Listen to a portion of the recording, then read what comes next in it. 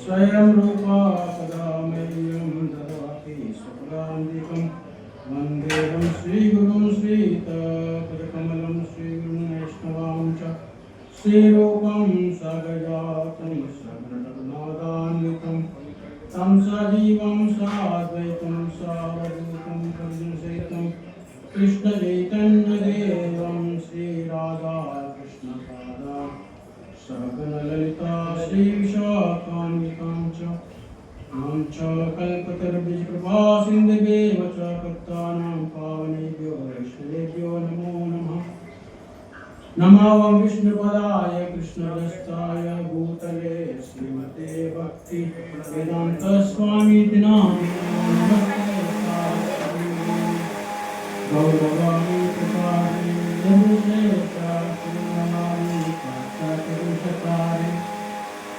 जय श्री कृष्ण चैतन्य प्रभु नित्यानंद श्री अद्वैत गदाधर श्रीवासादि गौरभक्तवृंद हरे कृष्णा कृष्णा कृष्णा हरे हरे हरे राम राम राम हरे हरे।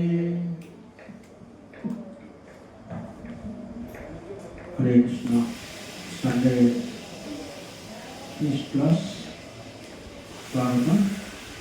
ఈరోజు మనము భగవద్గీత 8వ అధ్యాయం భగవత్ ప్రాప్తి అనేటువంటి అధ్యాయంలో 8వ అధ్యాయం 11వ శ్లోకంలో ఉన్నాము.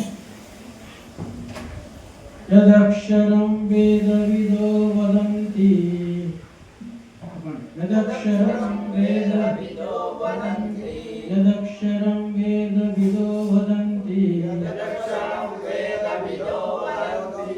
విశంతి యద్వతయో వీతరాగా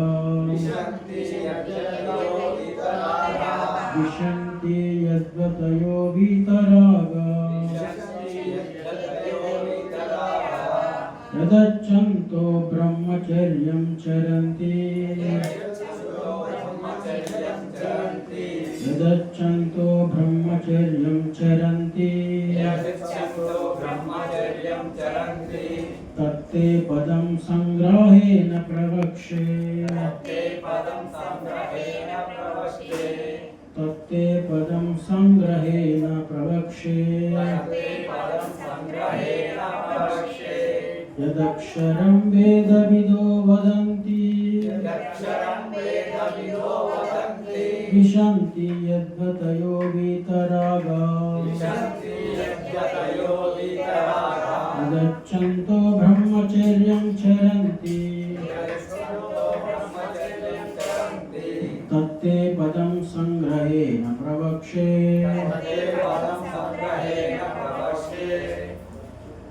ట్రాన్స్లేషన్.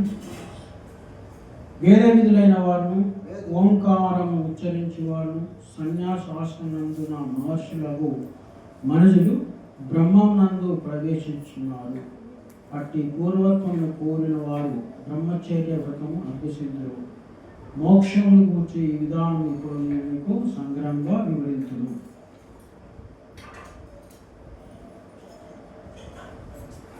అదే ఇది వేద విధులైన వారు, ఓంకారాన్ని ఉచ్చరించేవారు, సన్యాస ఆశ్రమం మహర్షులకు మనుషులు బ్రహ్మం నందు ప్రవేశించున్నారు.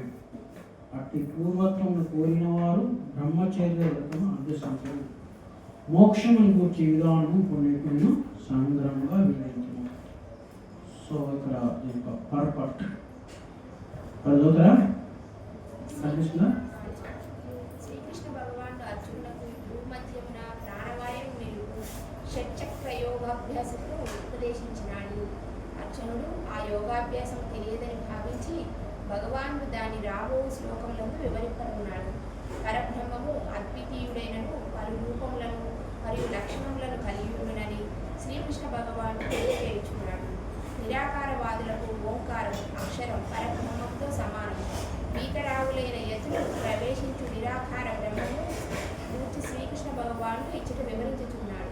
వైదిక మార్గములకు ఓంకారమును జపించుట మరియు పూర్ణ బ్రహ్మచర్యంలో గురువు చెంత నిరాకార బ్రహ్మమును గురించి ఎరుట శిష్యులకు ఆది నుండే బోధించబడింది.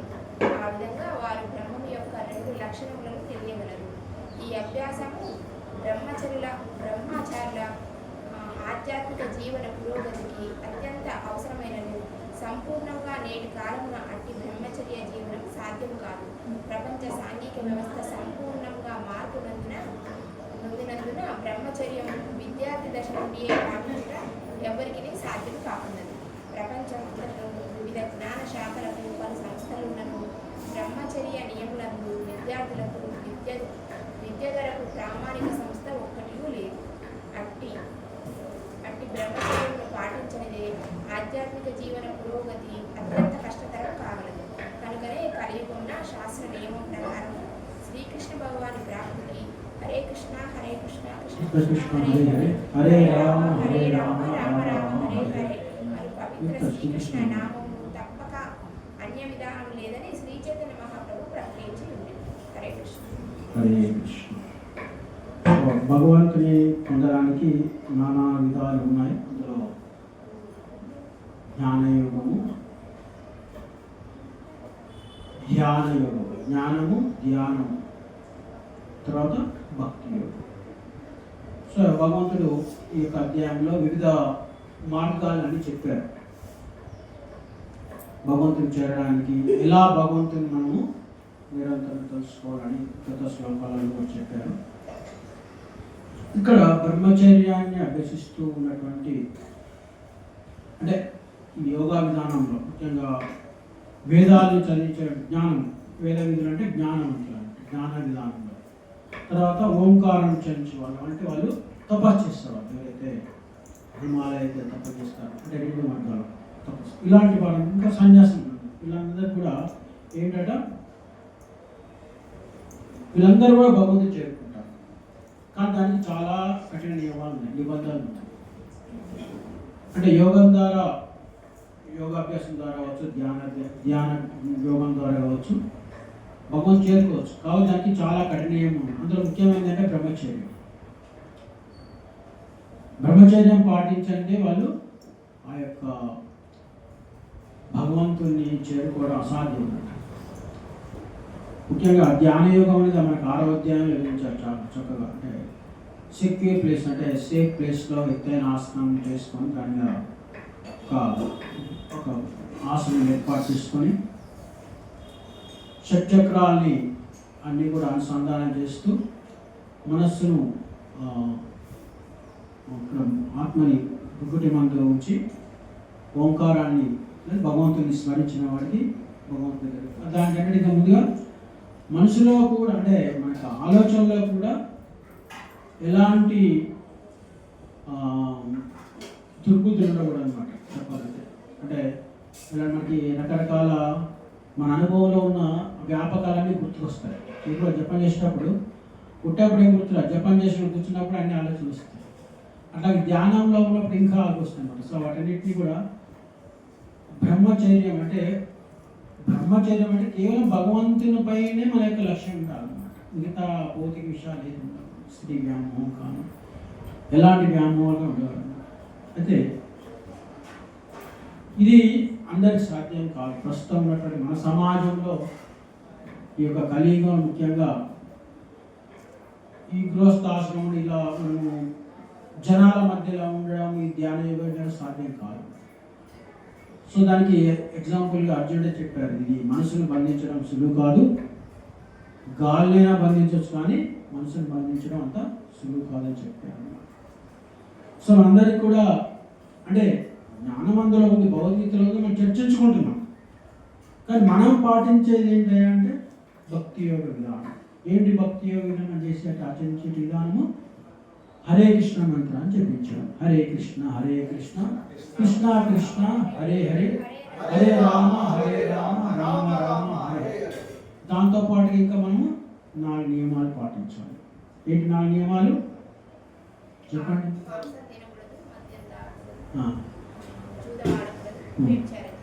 ఎస్. ఇంకా అడిషనల్గా ఏకాదశి ఉపవాసం ఉండాలి. ఇంకా 16 మార్లు నియమంగా మినిమం కనీసంగా చేయాలి. ఇంకా దానికంటే ఇంకా చాలా చాలా పద్ధతులు ఉన్నాయి. చూడండి, మీరు జంతువులు కూడా అవి మాంసాహారాలు కావు. కొన్ని జంతువులు శాకాహారం ఉంటాయి, పోతుంది, కానీ అవి బహు చేరుకోగలరా? దానికంటే ఇంకా చాలా అడిషనల్ అవితో పాటుగా ఇంకా కొన్ని మనం ఈరోజు చర్చించుకుందాం. మీకు టాపిక్ ఇచ్చాను, వైష్ణవుల యొక్క సేవ. సో ఈ యొక్క చాలా ఇంపార్టెంట్ అన్నట్టు. భక్తిలో మనకు మన యొక్క కల్మషాలన్నీ కూడా తొలగకుండా మన భక్తిలో ముందుకి ఈ నియమాలు పాటించినా జపం చేసినా కూడా మనకు కొన్ని అడిషనల్గా, అంటే సపోజ్ ఎప్పుడన్నా ఇది గేమ్స్ ఆడుతుంటారు కదా, వీడియో గేమ్స్, వాటి బోనస్లు వస్తాయి, బోనస్ మెడల్ అందుకో 100 పాయింట్లు వస్తాయి. అవునా? అంటే ఏంటి? త్వరగా గేమ్ కంప్లీట్ చేసుకోవాలి. ఇక్కడ కూడా మనము వైష్ణవుల సేవ చేయాలి. వైష్ణవ సేవ చేయకుండా ఎవరు కూడా భక్తిలో త్వరగా ముందుకు వెళ్ళలేదు. అందులో ఎంతో లాభం ఉంటుంది. వైష్ణవుల సేవ చేయడం, ప్రణామం చేయడం ద్వారా వాళ్ళని మనం ఇంటికి పిలిచి వారికి సుశ్రుత సేవ చేసి వారికి కావాల్సినటువంటి సంతృప్తి ప్రసాదం అందివ్వడం, వారికి కావాల్సిన వనరులను ఏర్పాటు చేయడం. దానికి మీకు ఎగ్జాంపుల్ చెప్తాను. ఆ యొక్క పద్మపురాణం ఉంటుంది అన్నమాట.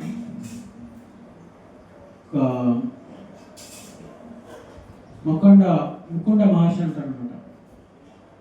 సో ఆయన భార్య పిల్లలతో కొడుకుంటాడు. వాళ్ళు జనరల్గా ఋషులందరూ కూడా అరణ్యంలోనే ఒక ఆశ్రయం ఏర్పాటు చేసుకొని వాళ్ళ యొక్క దినచర్య తపస్సు చేస్తుంటారు, భక్తులు చేసుకుంటారు. ఆ ముకుండుడికి ఒక కొడుకు ఉంటాడు. కొడుకు వయసు 5 సంవత్సరాలున్నర, 5 సంవత్సరాల 6 నెలలు ఉంటుంది. సో అతను ఆ యొక్క ఆశ్రమం ముందర ఆడుకుంటుంటాడు. ఒకసారి ఒక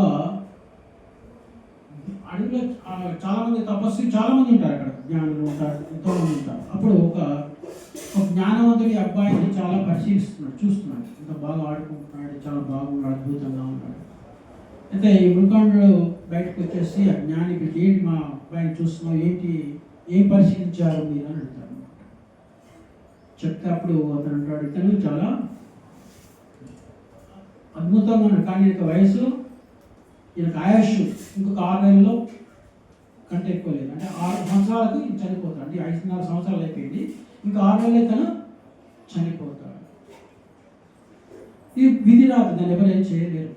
కాబట్టి ఆయన చెప్తాడు. అయితే ఏం చేస్తాడంటే ఈయన ముకుండు ఆ కుమారునితో ఏం చేస్తాడంటే అడవిలో అటు దారి పట్టిపోయే వాళ్ళందరూ ఎవరైతే ఋషులు ఉంటారో వాళ్ళందరికీ ప్రణామం చేపిస్తాడు అనమాట. వాళ్ళకి ఏమైనా సో పానాలు అందియడము, లేకపోతే వాళ్ళతో అందరికీ ఆశీర్వాదం తీసుకుంటుంటాడు అనమాట. సో అతనికి వయసు ఇంకొక 6 రోజులు మాత్రమే ఉంటుంది, ఇంకా చాలా దగ్గర పడు. అప్పుడు సనత్ కుమారుడు, 4 ఋషులు, సనక, సనాతన, సనత్కుమారులు నలుగురు ఋషులు తెలుసు మునులు, వాళ్ళ యొక్క విష్ణు యొక్క పార్శ్వాలు, బ్రహ్మ యొక్క మానసపుత్రులు అంటారు. సో వాళ్ళు ఆ దారిలో వెళ్తూ ఈ అబ్బాయికి ఆశీర్వదిస్తారు, దీర్ఘాయుష్మాన్ భవ అంటే. చూడండి, సో దీర్ఘాయుష్మాన్ అన్న తర్వాత వాళ్ళు సరే చూసుకుంటారు, అబ్జర్వ్ చేస్తే ఈయన వయసు ఇంకా 6 రోజులే అయిపోతుంది, మనం దీర్ఘాయుష్మాన్ భవన్ ఎలా ఆశీర్వదించామని తప్పు చేస్తామని చెప్పేసి వాళ్ళకి అనిపిస్తుంది అనమాట. సో వెంటనే వీళ్ళు ఏం చేస్తారంటే ఆ బాలును పట్టుకొని బ్రహ్మదేవుని దగ్గరికి పోతారు. వాళ్ళ వాళ్ళ తండ్రి బ్రహ్మదేవుడు అనమాట. సో బ్రహ్మదేవుని దగ్గరికి పోతారు. సో అక్కడ కూడా ఈ యొక్క బాలుని తీసుకోగానే ఆ బ్రహ్మదేవుడు ఇతన్ని చూసి దీర్ఘాయుష్మాన్ బ్రహ్మదేవుడు ఆశీర్వదిస్తారు. వీళ్ళు ఊపిరి పీల్చుకుంటారు, ఏంటంటే మేము చేసినటువంటి ఆశీర్వాదం తప్పు కాదు, కానీ ఈ యొక్క వయసు 6 నెలలే ఉంది అని చెప్పేసి. కానీ తపస్సులు ఎవరైతే, భక్తులు ఎవరైతే ఆశీర్వదిస్తారో అది విధిరాతను కూడా మారుస్తున్నారు. అలా మనము ఎప్పుడైతే మనకున్నటువంటి పూర్వజన్మ సంచిత కర్మలు మనకి వెంటాడుతూ అప్పుడు దుఃఖాన్ని కలిగిస్తాయి, కష్టాన్ని కలిగిస్తాయి, బాధిస్తాయి. ఈవెందో మన భక్తి మార్గంలో ఉన్నా కూడా మనకి ఇబ్బందులు ఉంటాయి. సో ఇలాంటి వాటిని మనము నివారించుకోవడానికి ఒకటే మార్గం ఉంది, అదే వైష్ణవుల యొక్క సేవ. సో అదొక ఎగ్జాంపుల్. అట్లా తర్వాత పరీక్షిత్ మహారాజ్ గర్భంలో ఉన్నప్పుడు కూడా అప్పుడు కుంతి మహారాణి తర్వాత పరీక్షిత్ తల్లి ఎవరు? ఉత్తర. సో భగవంతుడు ప్రార్థించాలి, ఏం చేస్తారు భగవంతుడు?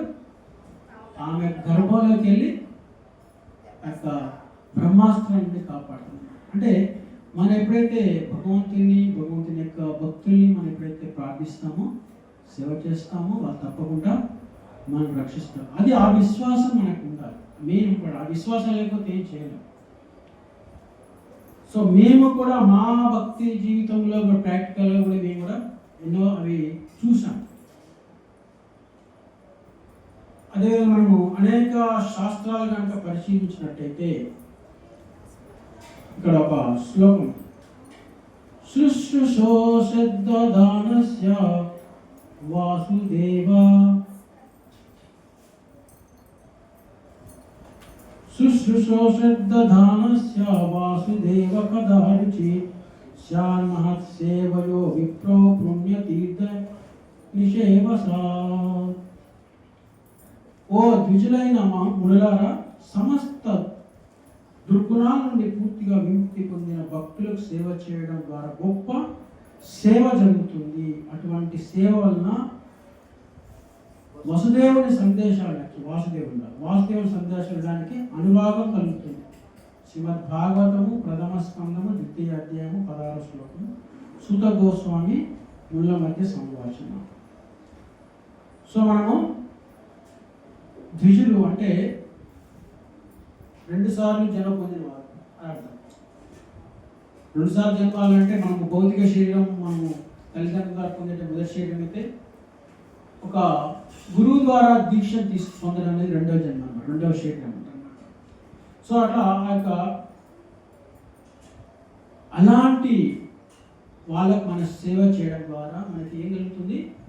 భగవంతుని యొక్క కథలు వినడానికి మనకు అనురాగం, ప్రేమ కలుగుతుంది అన్నమాట. సో భక్తులు మనకి చాలామందికి జపం చేస్తూ అంటారు, కానీ ఆ మనసు కనీసము భగవంతుని యొక్క విషయాలు వాళ్ళు వినడానికి వాళ్ళ హృదయం చెవులు రంధ్రాలు పూసుకోపోయి ఉంటాయి అనమాట. హృదయము గడ్డగట్టి ఉంటుంది, చెవు రంధ్రాలు పూసుకోపోయి ఉంటాయి. సో అవి ఓపెన్ కావాలంటే ఏం చేయాలి? భక్తులకు సేవ చేయాలి. ఇది ఇంపార్టెంట్ అనమాట. ప్రభుపాదకి ఆయన శిష్యులు ఎంత సేవ చేశారు, ప్రభుపాద కూడా వాళ్ళ గురువు గారికి ఎంత సేవ చేశారు. సేవ అనేది చాలా ఇంపార్టెంట్. భక్తుల ముందుకెళ్ళి లేదు ఈ జన్మలో ఏదో జపం చేస్తాం, వచ్చే జన్మలో మళ్ళీ కొంచెం కంటిన్యూ చేస్తాం జన్మ, అట్లాంటి వాళ్ళకి నో ప్రాబ్లం.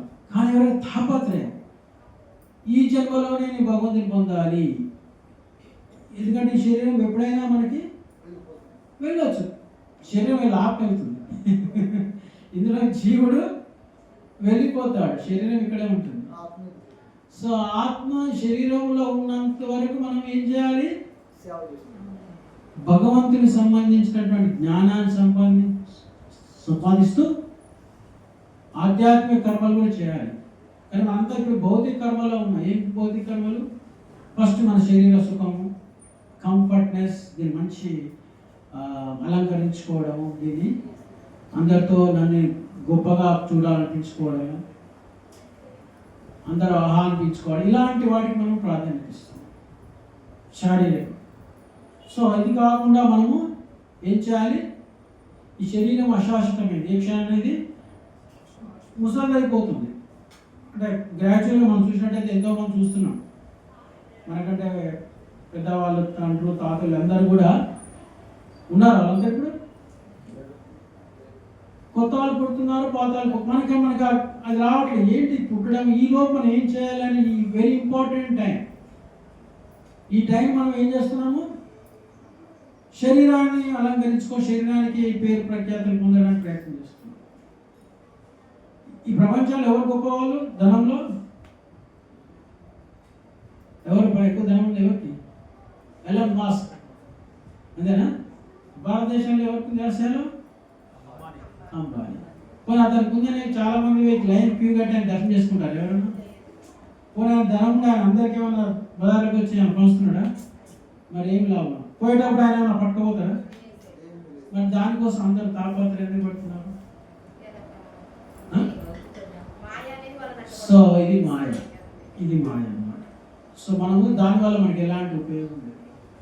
ఎంతోమంది కవులు పుట్టారు ఈ దేశంలో, ప్రపంచంలో ఎంతోమంది రచయితలు. సో వాళ్ళందరూ ఉన్నారా? కొన్ని వాళ్ళ మీకు ఏమైనా లాభం జరిగిందా? వాళ్ళకి ఏదో నోబెల్ ప్రైజ్ లేకపోతే ఏదో ప్రైజ్ ఇస్తారు తప్ప మీకేమైనా ఇస్తుందా? మనం ఏమీ లాభం వాళ్ళందరితో. సో మనకి లాభం ఎవరితోటి? భక్తులతో లాభం జరుగుతుంది.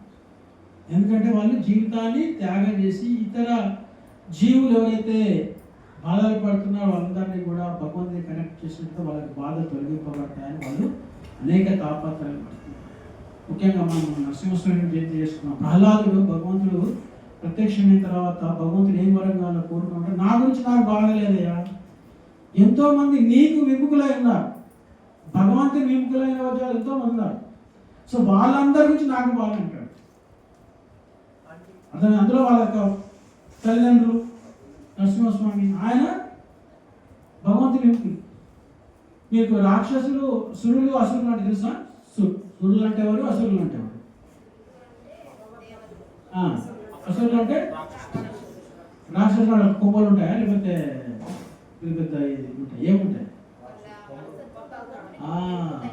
చూడండి, విభీషణుడు రావణుడు చూసుకున్నట్టుకోండి, రావణాసురుడు, విభీషణుడు ఇద్దరు సేమ్. కానీ వాళ్ళ యొక్క భగవంతుని వ్యతిరేకత ఎవరైతే ఉంటారో వాళ్ళని అసురులు, రాక్షసులు అంటారు.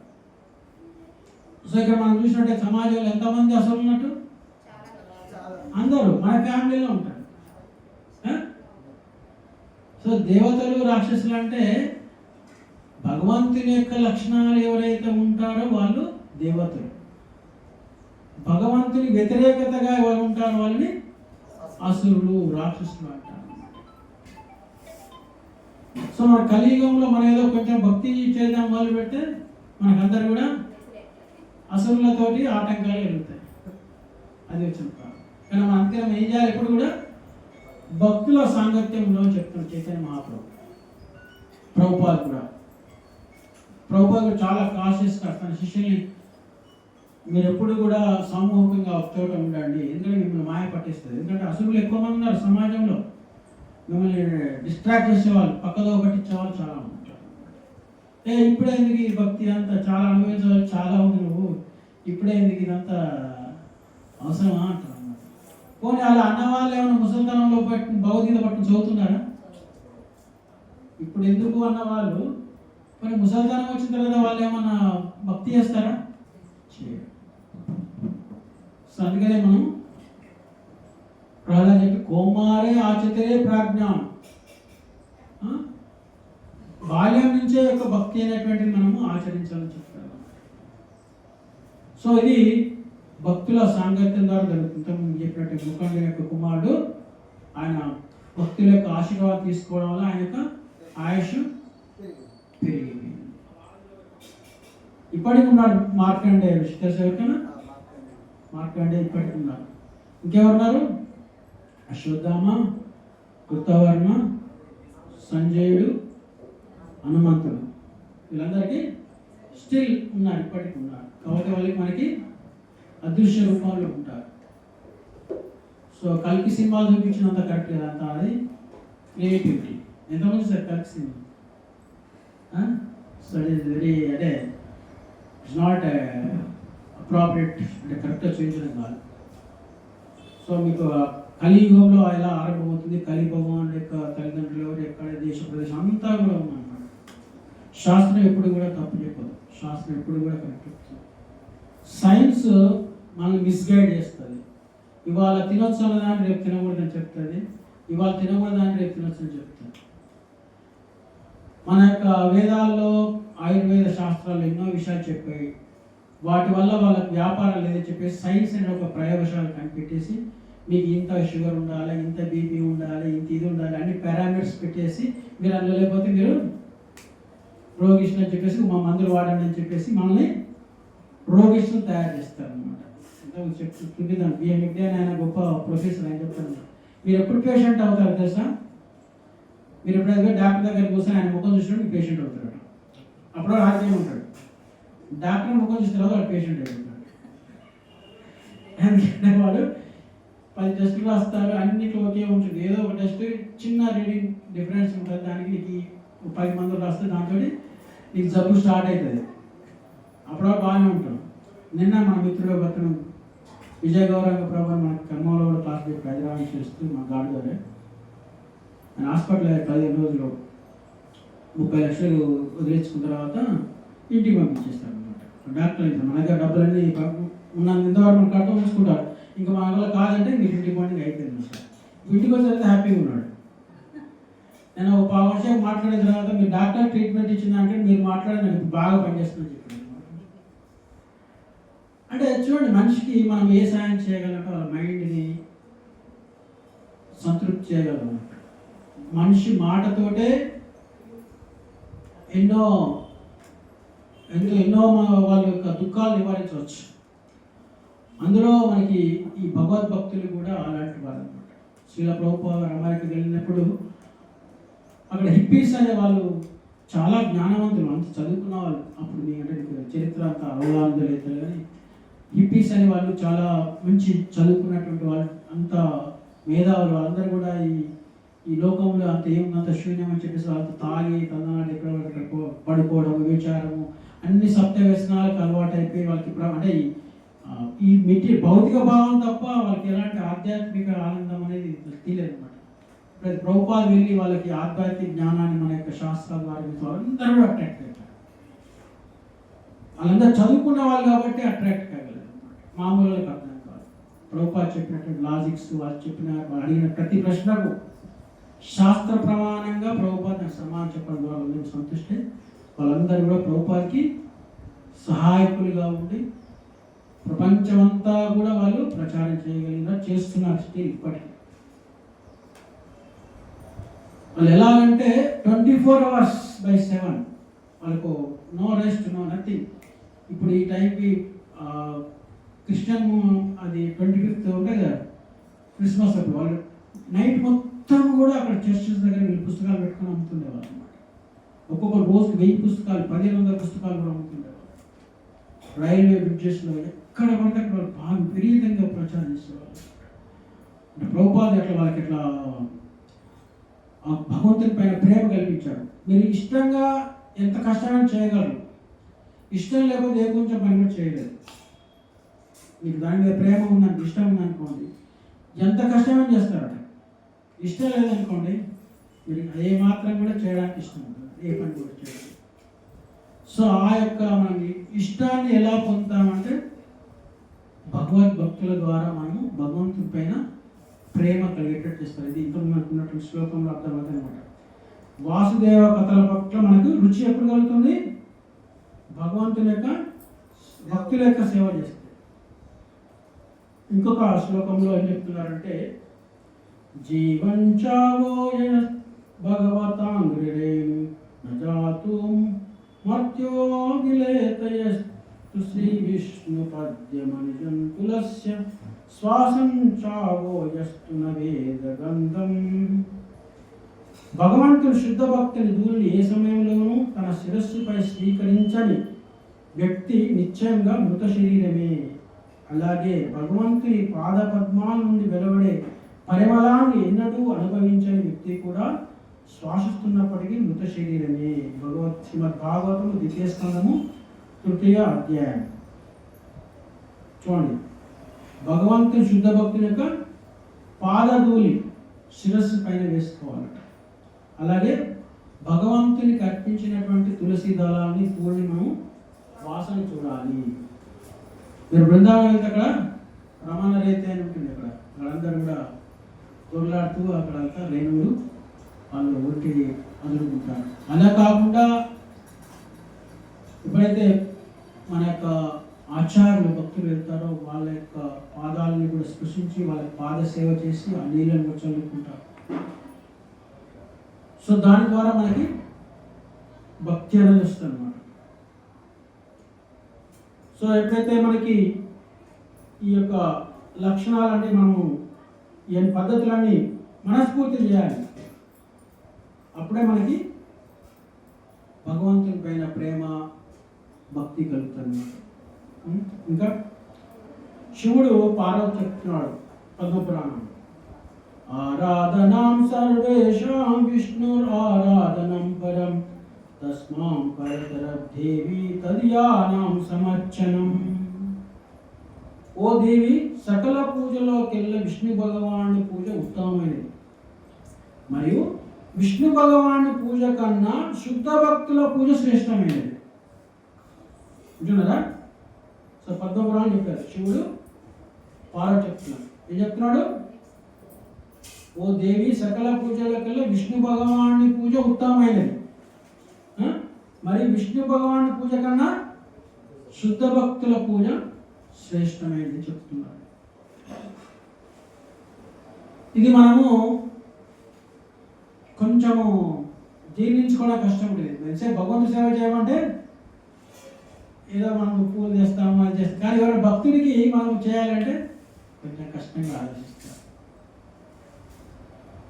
భగవంతుడు చెప్తున్నాడంటే నేను ఎక్కడ ఉంటాను, భగవంతుని భక్తులకు హృదయాల్లో ఉంటానని చెప్తున్నాడు కృష్ణుడు. ఇంకా అది కూడా వస్తుంది.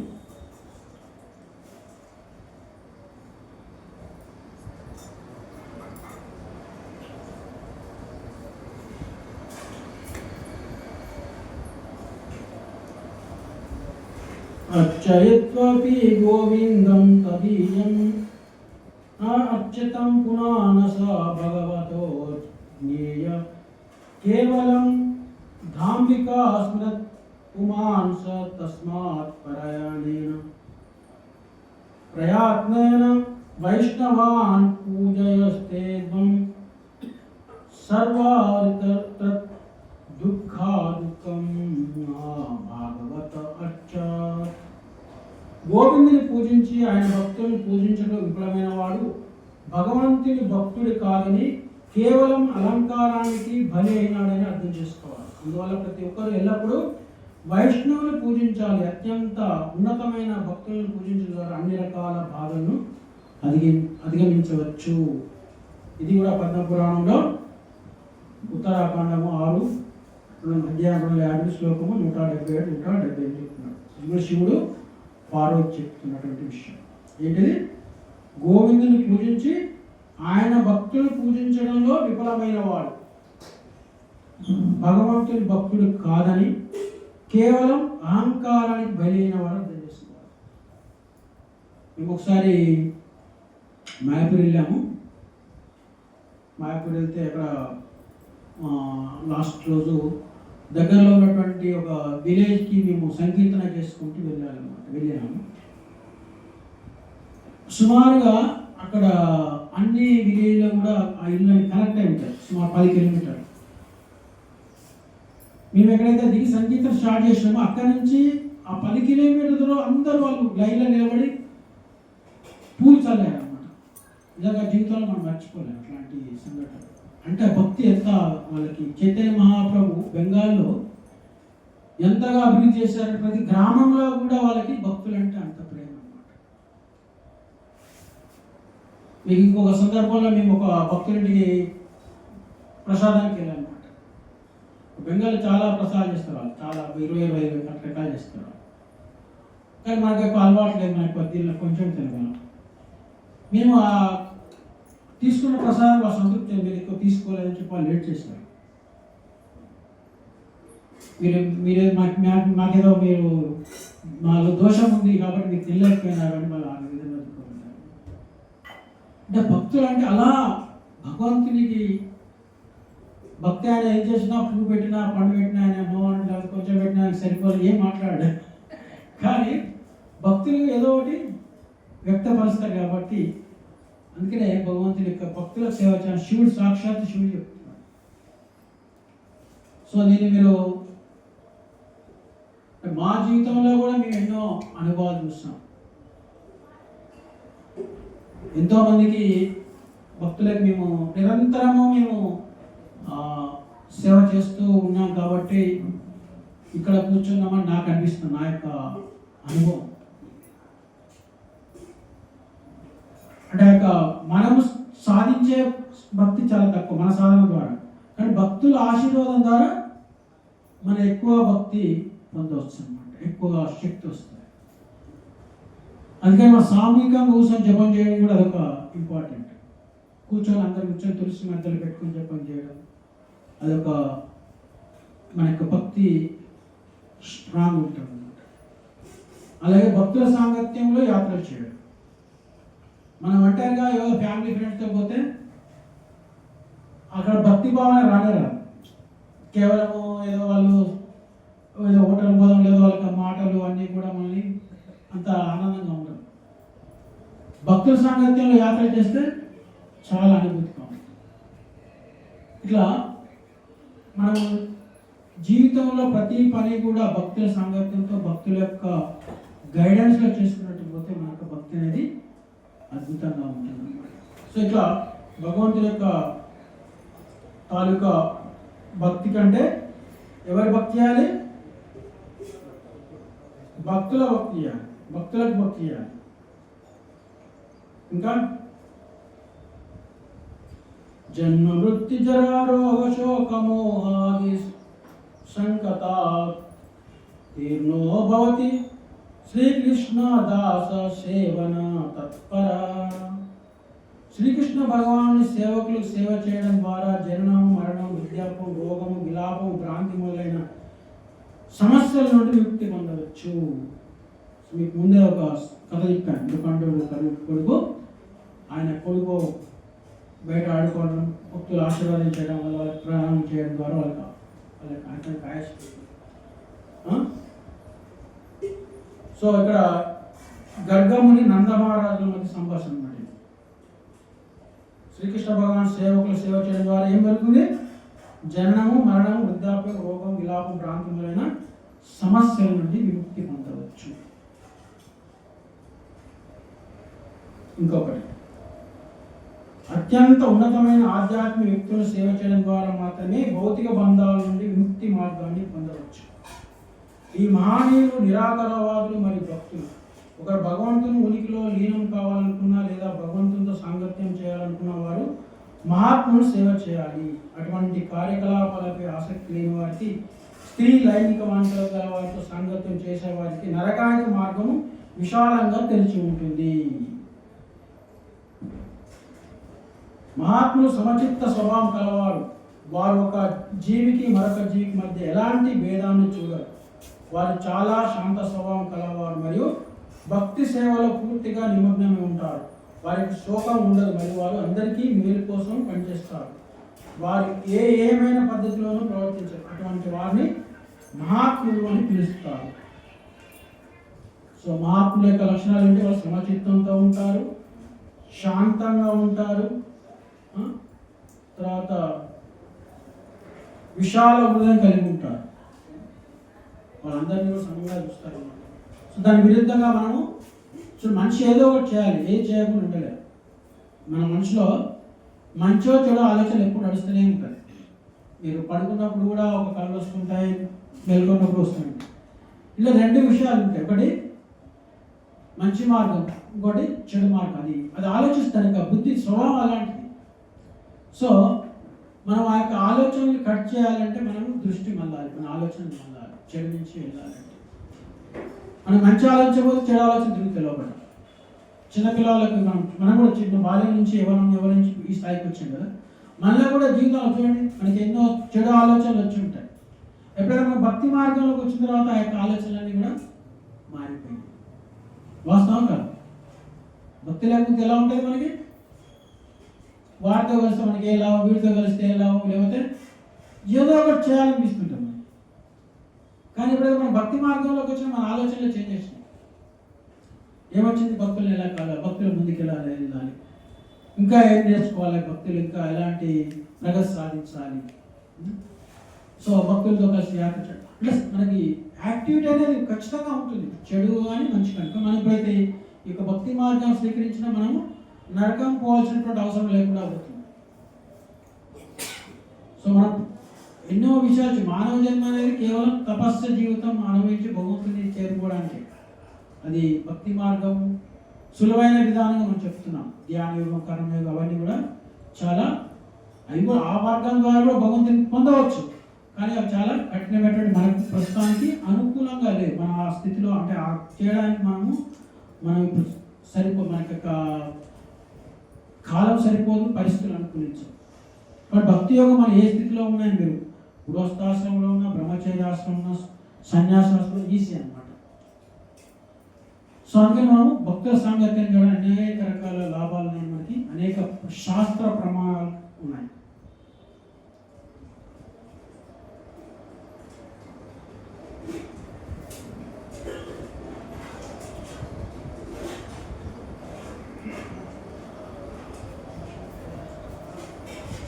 ఇంకొక సందర్భంలో భాగవతంలో ఉంటుంది, రావున జడభరతుడు అని ఇద్దరు.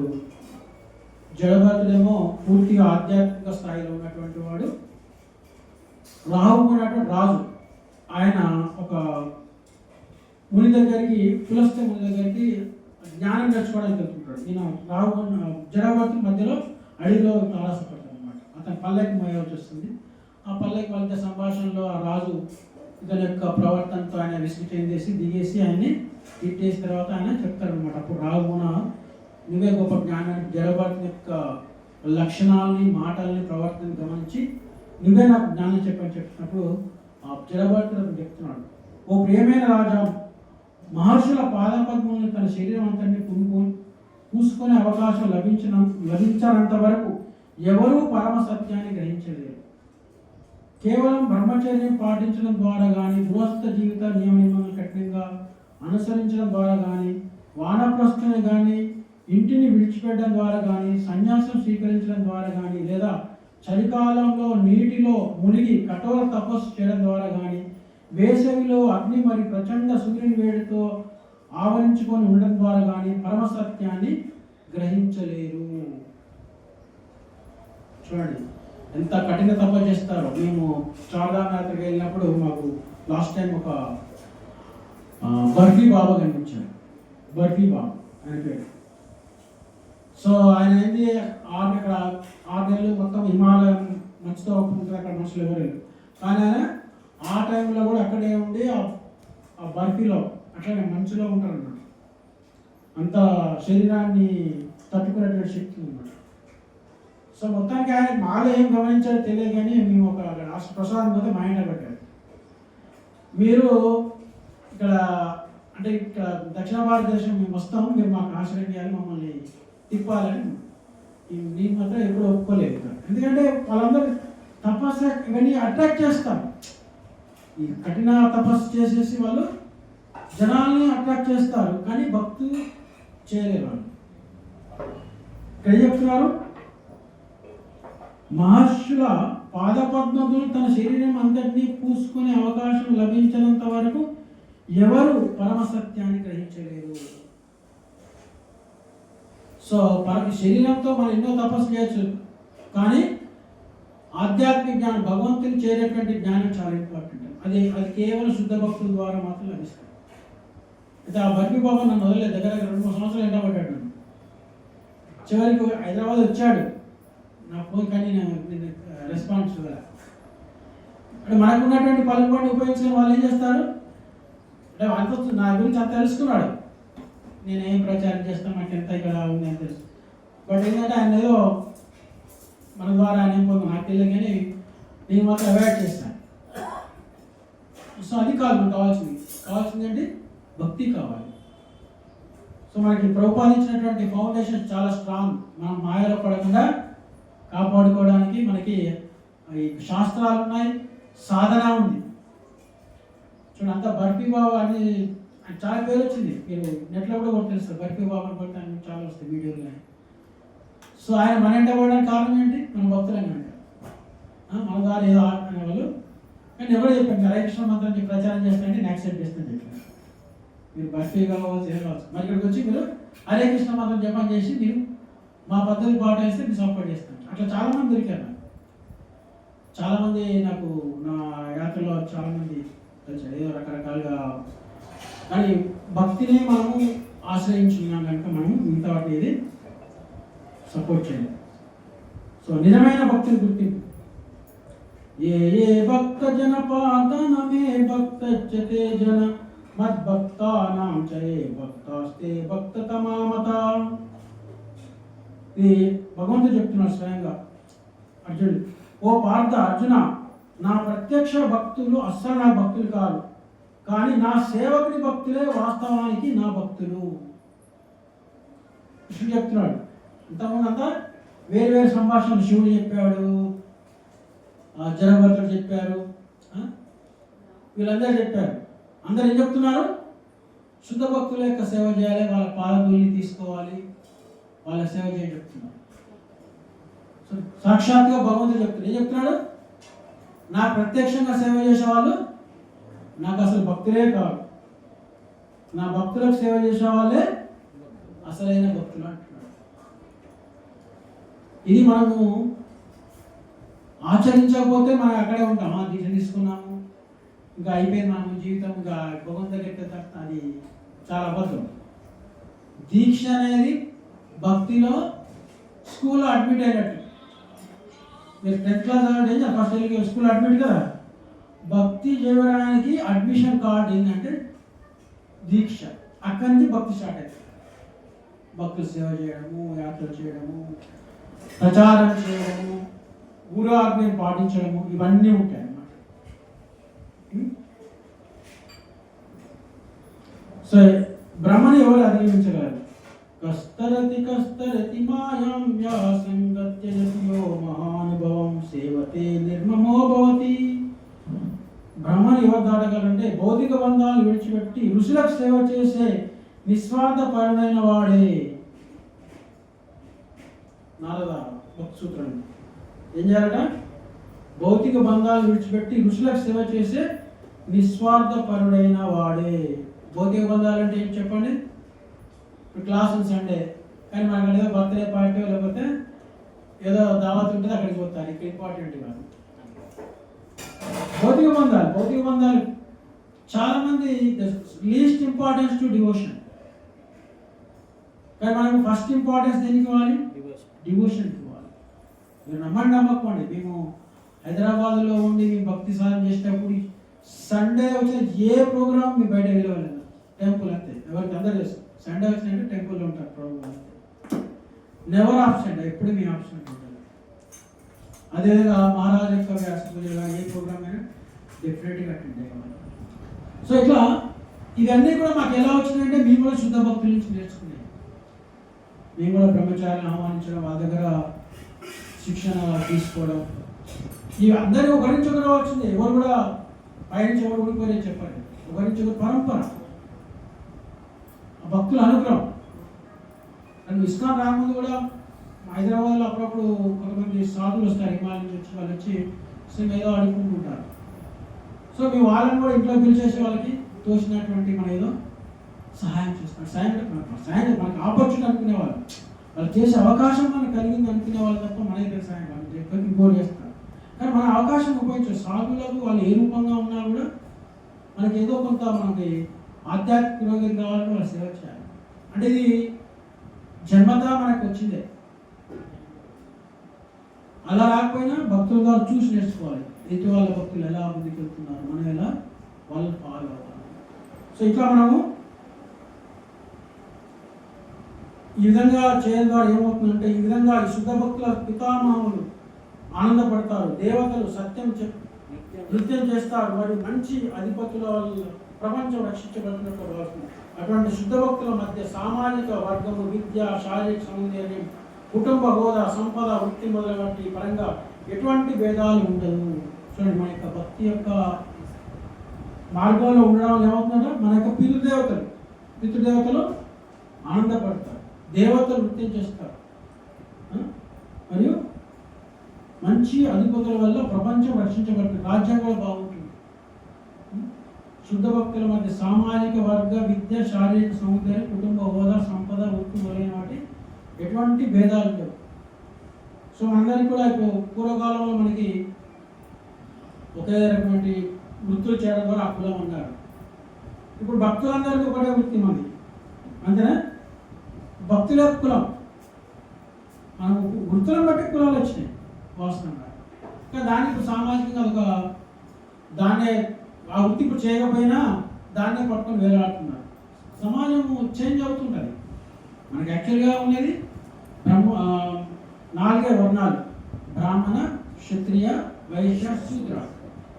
అది భగవంతుడు ఏర్పాటు చేసి దాని నుంచి ఉపవర్గాలు వచ్చాయి. సేవ చేసేవాళ్ళు, పనులు చేసేవాళ్ళు వచ్చేసి అందులో మళ్ళీ రకరకాల వృత్తులు, కుల వృత్తులు, కుమ్మరి, కమ్మరి, ఇట్లా రకరకాలుగా వచ్చాయి. ఇప్పుడు అవన్నీ వాళ్ళు చేస్తున్నారు వృత్తులు. కానీ అది ఎందుకు చేయనప్పుడు ఆ కులాలు లేవు. కానీ మేము అంతా ఇప్పుడు ఒకటే వర్గం, ఏంటి? భక్తి ఒక్క వర్గం, వైష్ణవ భక్తి వర్గం. సో దీంట్లో కులాలు, ఆస్తులు, పాస్తులు అంతతో తేడా ఉంటుంది. మీరు అంబరీష్ ప్రభుని ఫోర్డ్ యజమాని మీరు చూసినట్టయితే మాయాపూర్లో ఆయన వస్తే మళ్ళాగానే ఇట్లా డ్రెస్ ధోతి కుర్తా ఉంటాయి. ఆయన ఫోర్డ్ కారు నుంచి కంపెనీ ఓనర్, ఆయన తెలుసా మీకు? అలన్ ఫోర్డ్ సంస్థ. సో వాళ్ళు ప్రభుపాలు ఎంగేజ్లో ఉన్నప్పుడు, అంటే ఆయన ఫోర్డ్ 23 సంవత్సరాలు ఉన్నప్పుడు ప్రభుపాలు డెట్రాయిట్లో ఆయన శిష్యులు అవుతారు అనమాట. అప్పటికి వాళ్ళకి లక్షల $1 బిలియన్ ఆస్తులు ఉంటాయి. సో వాళ్ళు ప్రభుపా శిష్యులు అవ్వాలి కదా, అప్పటి నుంచి ఆయన ప్రభుపా చెప్పినట్టుగా ఆయన నడుచుకున్నాడు. ఎక్కడ ఇస్కాన్ టెంపుల్ కట్టిన దానికి ఆయన కాంట్రిబ్యూషన్ వెళ్తాడు అనమాట, పెద్ద ప్రాజెక్ట్స్. సో అట్లా ఇప్పుడు మనం మీరందరూ టీఓపీ ప్రాజెక్ట్ చూసిన దానికి సుమారు 500 కోట్లు ఆయన కూడా ఇచ్చారు. సో తిరుపతి టెంపుల్కి 20 కోట్లు ఇచ్చాడు. అక్కడ ఎక్కడ ప్రాజెక్ట్ అయినా ఆయన కాంట్రిబ్యూషన్ ఉంటుందన్నమాట. ఆయన ప్రాఫిట్, వాళ్ళ కంపెనీ ఎన్నో ఉన్నాయి, అంటే వాళ్ళ మొత్తంలో వాళ్ళ కారు సేల్ అవుతాయి. దాంట్లో వచ్చే ప్రాఫిట్లో 35% గోస్ టు ఇస్కాన్. ఆయన అప్పటి నుంచి 50,000 నుంచి 60,000 నుంచి వాళ్ళు అదే మోటార్ నడుస్తున్నారు. సో అంత సంపన్నుడు అయినా కూడా ఆయన ఎలా ఉంటాడు? మనలాగే ధోతి కుర్తా వేసుకుంటాడు. ఆయన బెంగాల్ అమ్మాయిని పెళ్లి చేసుకున్నాడు. అలా ఎంతోమంది ప్రభుపాల యొక్క శుద్ధ భక్తి వల్ల ఎంతోమంది మారిపోయి వాళ్ళ యొక్క జీవనాన్ని కృష్ణుడికి సమర్పించడం ఆనందంగా జీవిస్తున్నారు. కానీ మనందరికీ ఒక భ్రమ ఉంది, ఏంటి? ధనముతోటి మనం ఆనందంగా ఉంటామని. అవునా? అంటే భ్రమలో ఉన్నారు లేదా? చాలా మంది ఉంటారు. భక్తులలో చాలా మంది కావాలి, అది మార్పు చెందిన భక్తులు వేషం వేసుకుంటారు. కానీ వాళ్ళకి హృదయం మార్పు వాళ్ళకి ఏముంటుంది? ధనం లేకపోతే ఎట్లా ప్రభుజీ? డబ్బు కావాలి.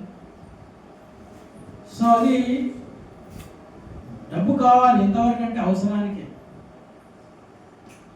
దీపం చూడండి, అది మీరు దాన్ని దీపంలో నూనెలో కూర్చొని ఆరిపోతుంది, కొంచెం పైకి ఉంటేనే పెరుగుతుంది. అలాగే మనకు అవసరం ఉన్నంత వరకు ధనం కావాలి. దాంట్లో మునిగిపోయామనుకోండి, ధనంలో మునిగిపోయామనుకోండి, ఏమవుతుంది? ఇంకా మీకు టైం లేదు, ఊపిరి రాదు, దాన్ని మీరు మేనేజ్ చేయలేరు. అప్పుడు నిన్ను మేనేజ్ చేస్తుంది, మిమ్మల్ని ఆడిస్తారు. ఏదైనా అంతే, మనకి పలుకుబడి కావచ్చు, ఇది ఇవన్నీ ఒక వ్యామోహం అనమాట. మనకి ఎన్ని పదవులు వచ్చినా కూడా ఇంకా కాంక్ష తీరదు. సో వాటి అన్నీ కూడా అంతులేనటువంటి ఇంకా జీవనాలు పొడిగించుకోవడం, అలాంటి భ్రమలో పడినవారు ఎవరైనా సరే. హరే కృష్ణ.